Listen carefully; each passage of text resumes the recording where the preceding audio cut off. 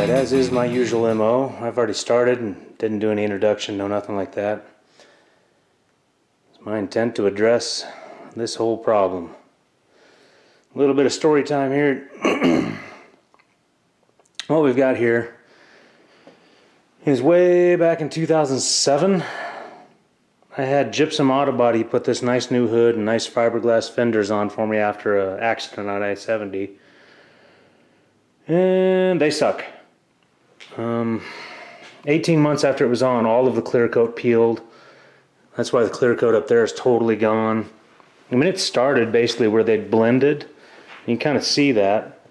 You know, here's where it started, and then it's peeled everywhere. All the clear coat's all gone. There's some remnants of it up there. Did you notice the factory paint is freaking fantastic still? If they wouldn't have touched this, this would look just as good as that.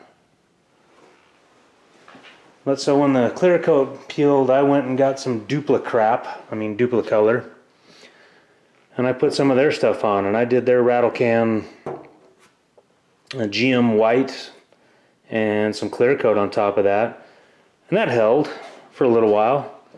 I don't know what the issue with Dupla color is, but I will never use it again. I should have done this the way I'm about to do it the very first time. It would probably still be there.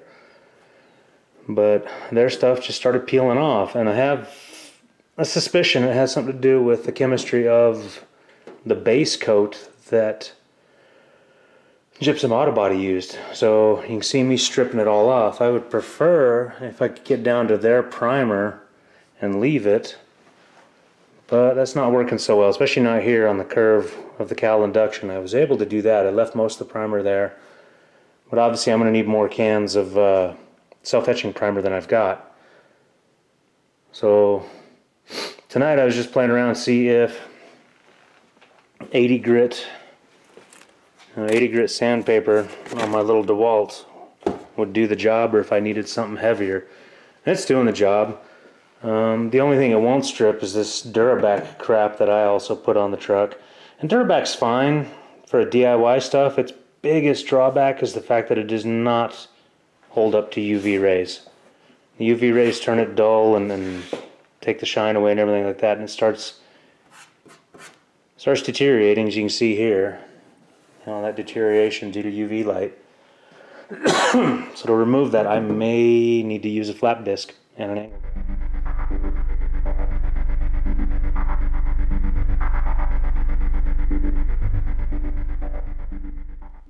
Okay, something to note in here. You see how the paint has the little pits in it? Some of the ones I just erased from up here actually had rust in them. And I'm seeing it all over on this side of the hood. You can see traces of rust in that. So when your clear coat's failed and you start seeing that kind of pitting going on, you know you've got rust beginning. And I'm seeing it everywhere on this side of the hood. Well, maybe even up here too. I'm seeing that kind of pitting there. That means your paint and your primer, they're porous. The clear coat's what's not. Wax is what totally makes sure you're sealed. But they're porous enough that water and moisture will get in there and it'll start reacting, oxidizing. Definitely can see the rust in there. Well, that's one of the reasons I want to strip everything off of this. I want to strip all of it. Now I'm sitting here doing this, and I'm wishing I had the 300 bucks it took just to buy a new one of these hoods. Because I just start over with new, and that means all I have to do is the fenders, the roof, the doors, but nope, gotta do what I gotta do. Alright, as I'm up here working on the roof of the truck, which is a lot of the impetus for why I'm wanting to do this now and not wait till spring. Oh, rust holes like this, several of them up here. I've already sanded a couple of them through, and discovering this is not the factory paint. There's Bondo, real paint, or the factory paint, and then primer. So you've got several coats of sins going on here. And I thought that was a little thick for factory paint there. But yeah, there's definitely, like someone had done a whole swipe up here. Curious why. 1, 2, 3, 4, 5, 6, 7 different spots where you've got these little dings filled in. Hail damage maybe? Maybe somewhere in the history of this truck they had the roof resprayed and just the roof. So Sounds like something you could do. Okay, so I investigated every little crack or chink in the Bondo work there and found several different holes that opened up into good rust spots, which is just another thing. If your clear coat fails, Bondo will suck up water and Bondo will give you rust spots. That's how many of them I found there, all the ones going to bare metal. Some of these ones didn't end up in anything. That did not, that did not. That one absolutely did, that one did not, but you get the point. When you're looking at this, you had a failed clear coat, dig down into all of these, and you notice that little spot, does that show up on the camera? That's how big it was. I went way past the spot, trying to remove every bit of the rust that I can. Now comes cleaning the truck up, doing a little bit of detail sanding, then I can start masking. Here's a fun little sidebar. These freaking vent shade deals have been on as long as I've had the truck. I put them on, and they are not coming off. Holy cow, 3M freaking double-sided tape. I've never had it stick that well. None of my Suburbans, my Tahoe, none of them, but this one, holy cow. 3M tape to these rubbers. Man, it's just freaking cooked on, I don't know. So I'm tearing it all apart, trying to get it off. I want to pull these in so I can sand in around here and make sure the paint wraps on in and around. I'll back mask the door. I already started masking, but yeah, that's the next step, is to get all that masked, shut the door, and then I can go again. But yeah, crazy.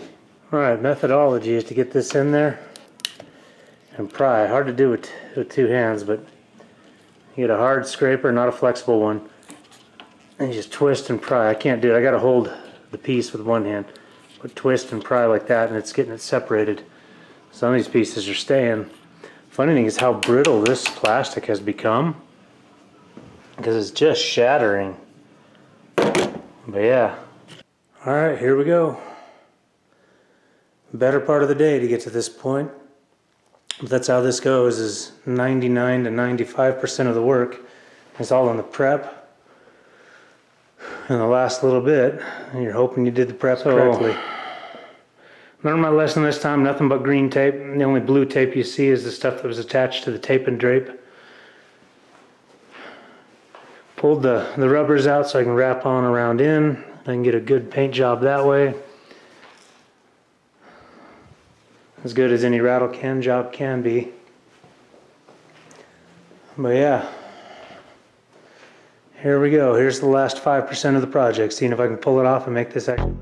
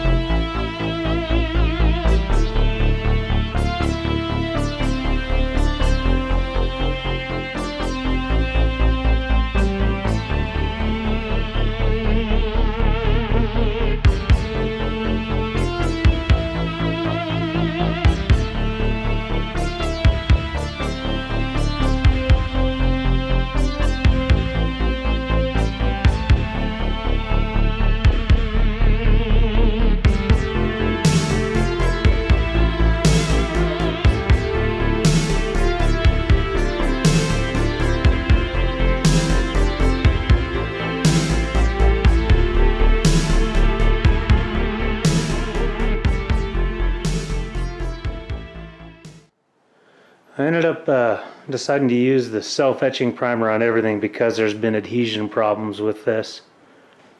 Funny thing is, I'm starting to see where I blew through the gel coat. See those little pit marks? Spider cracks are all still there.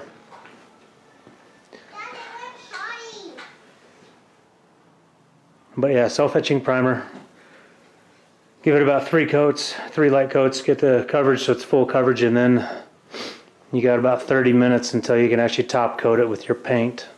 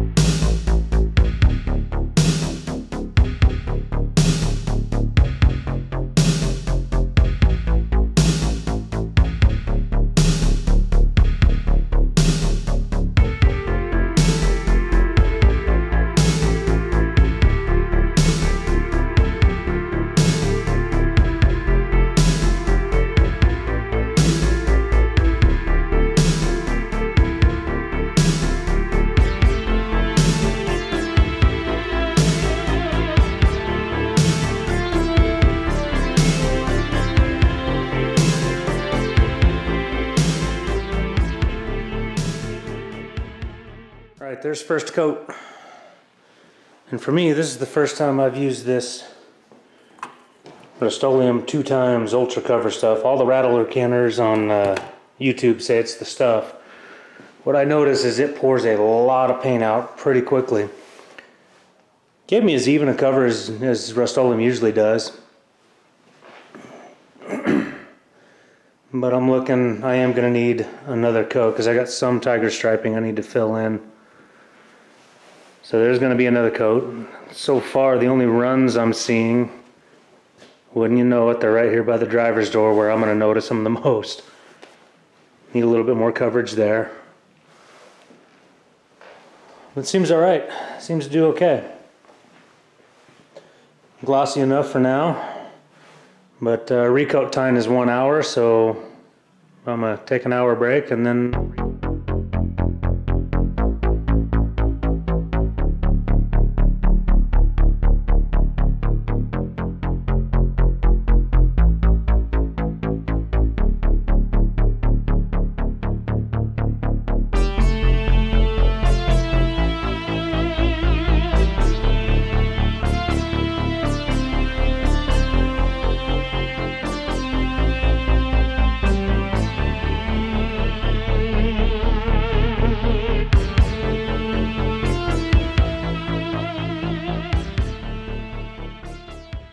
Okay, there it is. 2 coats.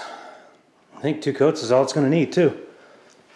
And after 2 coats, you get pretty freaking good coverage.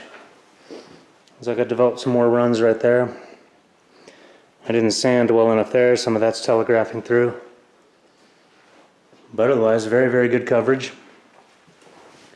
And for a rattle can paint job, as long as it holds up better than the Duplicrap, I'll be happy. And all I'm really looking for is for it to weather the winter. Of course, I remember saying that about the last rattle can paint job I did, and it ended up being 2 to 3 years that it took me to get to the real solution I had for the truck. Hopefully it's not that long.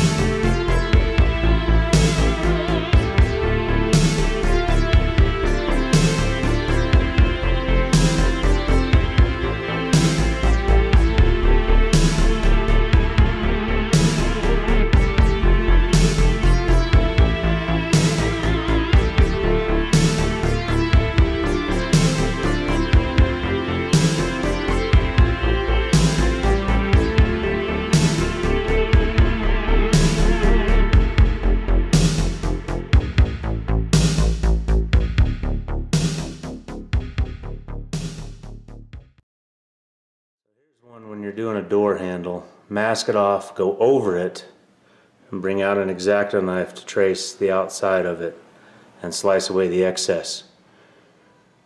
Makes it simpler, makes it faster, makes it cleaner. See? Then you get that. Nice and clean. I go in afterwards with a fingernail and trace in all of this. Make sure it's all well stuck, not going to get any bleed through. Obviously the cleanest way is to remove the handle, and then you actually get the paint folded inside the lip like I would have done up here when I removed the rubbers. I'm not doing that here. Would be better, yes, I know, but this is the method I'm doing right here.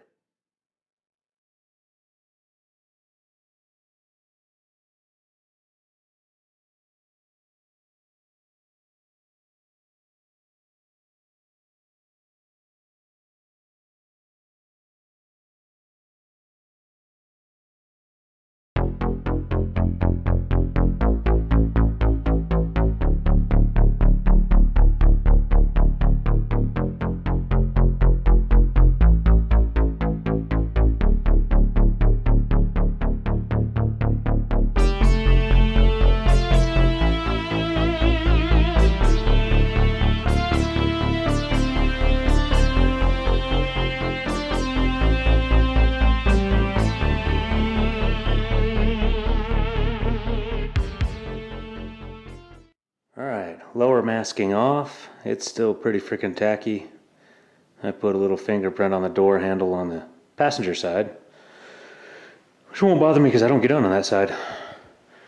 But it turned out pretty good. We've got weather that's probably about 70 degrees outside. This door is heating it on up in here to probably 75, so perfect for this.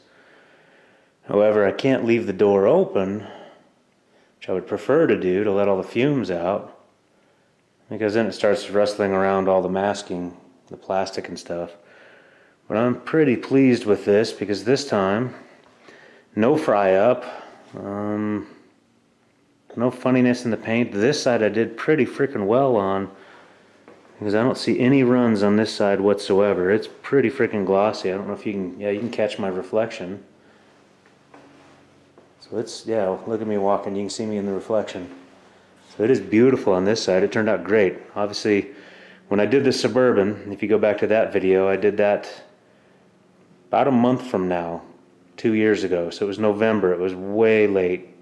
And it was definitely taking a risk to do it then. This, better temperatures, everything's good to go. Like I said, this side I'm very, very pleased with. The other side is where I've got some runs. Or, I can't tell if that's a run, or in here I've got some of the, I didn't sand a lot of the crap down well enough. Can you see that? I don't know. Either way, it's glossy. There is a color difference between the faded and nasty Duplicolor and the nice new Rustoleum. Well, that's going to be what it's going to be. But at least now the truck is basically 2 colors instead of the 3 it was a minute ago. Funny thing is, this is the first time I've ever used one of these masks with the carbon filters.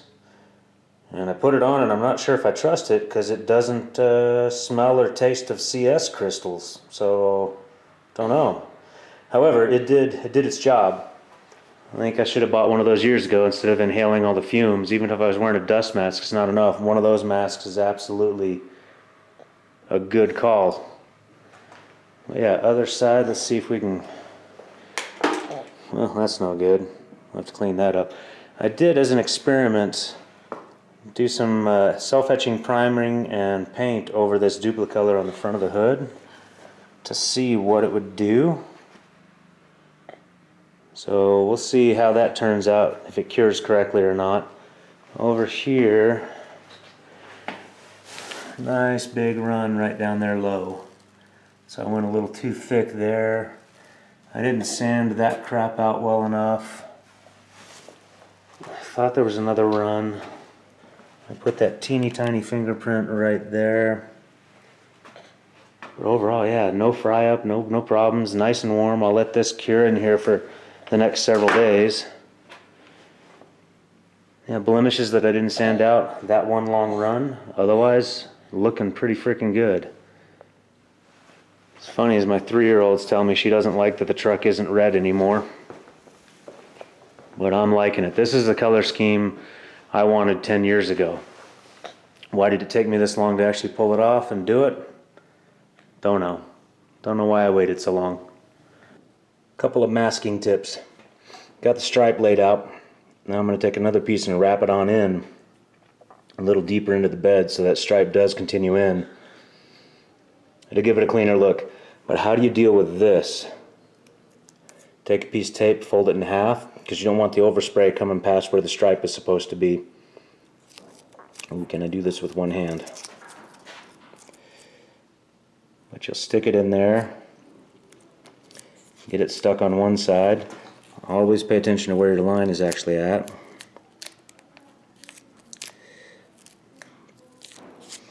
Get it stuck on the other side. And that should help mitigate some of it.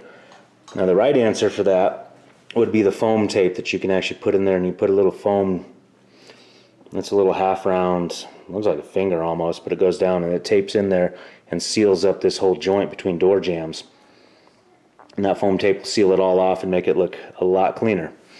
I didn't buy any of that, so without that, that's how I go about that.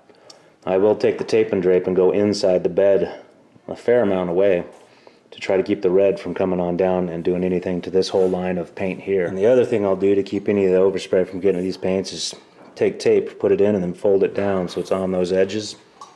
You can see a little better here. Fiberglass fenders give you large reveals. There's no way around that. That's just the way it works. Maybe there's people that do it better than I can, but you get it all in there so you don't have any of that overspray landing in on those edges, because it will be very visible. It occurs to me a different way to go about this would have been the white, do the red. I just mask the top, do the red past where I know the stripe's going to want to be. Let the red cure for 48 hours, then do the gray down. And that might have been a better progression for this kind of paint job. But again, playing with weather, I'm not sure exactly how much time I've got. And we're forecasting snow this weekend, so today I've got to get this stripe done. And I think this is the last little warm I'm going to have. So.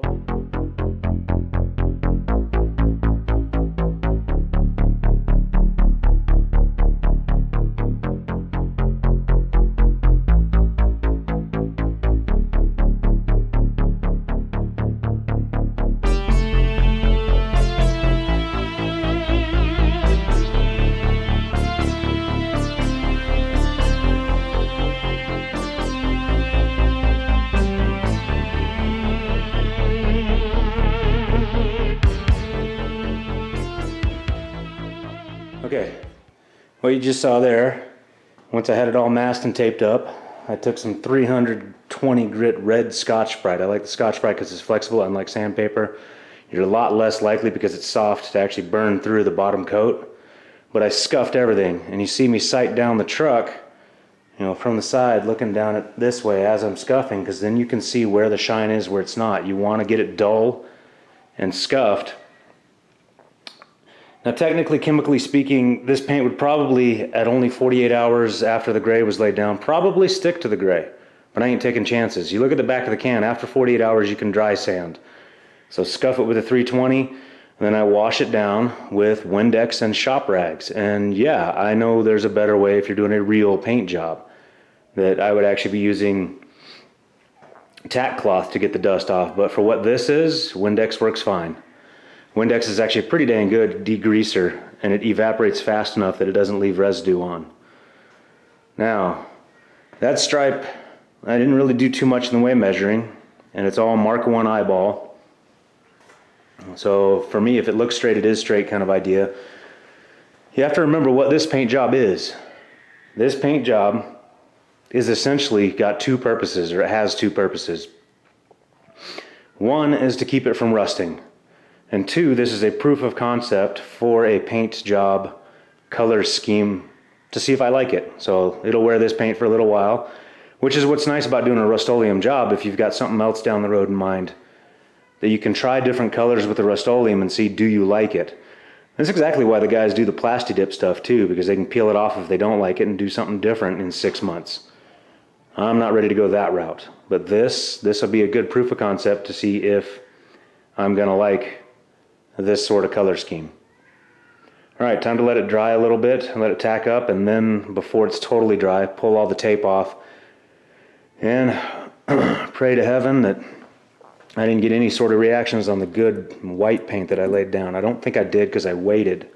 And there's the key, compared to if you watch my Suburban rattle can paint job, I didn't wait long enough with the Suburban, and I was getting reactions under the plastic because of the chemistry. Because the stuff under the plastic hadn't cured quite yet. It was hard to the touch, but the second chemicals hit it, it fried up. I don't know that I see that happening here, and I think it has to do with, one, the temperatures, and two, I waited longer for the cure. You read the cans, my old eyes don't do it so well anymore, but it tells you all about what you're supposed to do. That you lay it down, if you're going to recoat, you got to do that within an hour. If you wait after an hour and it's already started curing up enough, you'll get the fry up, and it won't be glossy and it won't be pretty, which is what happened on the Suburban. And then after that, you need to wait 48 hours. You know, if you're past an hour, you wait 48 hours for a recoat. And for me, because it also says you can dry sand after 48 hours, that means I'm going to scuff it after 48 hours. So there it is.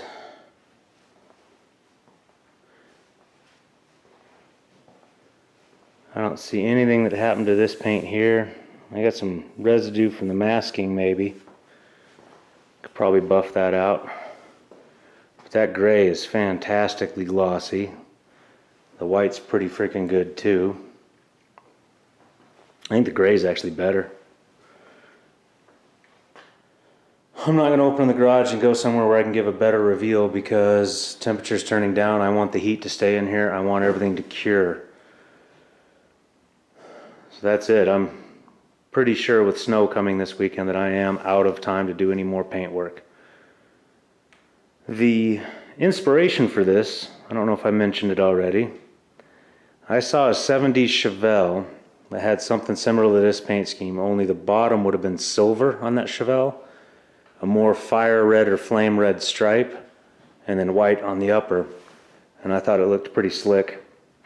This is kind of what I'm copying here. The red I chose is supposed to be an homage to the original red this truck was. As my children always called this the red truck. My 3-year-old calls it the S10 truck, but yeah, my other children have always called it the red truck, so it has a little bit of that red left. And I thought that was kind of interesting that Rustoleum's cranberry color is pretty close to that Chevy burgundy that the stripe now is. So there it is. I mean, the stripe is not perfect. I'm seeing blemishes, I'm seeing problems, but for a proof of concept and for making sure this thing weathers 1, 2, 3 more winters, hopefully just one. But you know how life goes. If I can get to the final solution next year, that'll be beautiful. If not, then this paint job will hold up for a little while. I don't know, how can I get you a shot of the other side too? This highlights my need for more lights up there. But yeah, same basic look. I am tempted to take these mirrors off and paint them white. Might do that. That'd be a springtime job if so. I still haven't painted the tailgate either, and that's probably just going to remain the way it is until, well, I'm out of painting weather. This time it's for real. I don't think I have the kind of weather I need to actually paint that. And to do the tailgate, I would remove it from the truck and put it on this table and paint it. There's the last thing I'm waiting on paint to dry too, is those vent visors. I'll put new ones on. They're white. But stay tuned to my Instagram channel and you'll see pictures of this as I'm out and about, as I find good sunny days for better photogenic shots. But there it is. You got a 25-year-old truck. You can't afford a good $5,000, $6,000 paint job, but you want something nice. At least looks nice. Maybe $150 in rattle cans and supplies is what you should try doing.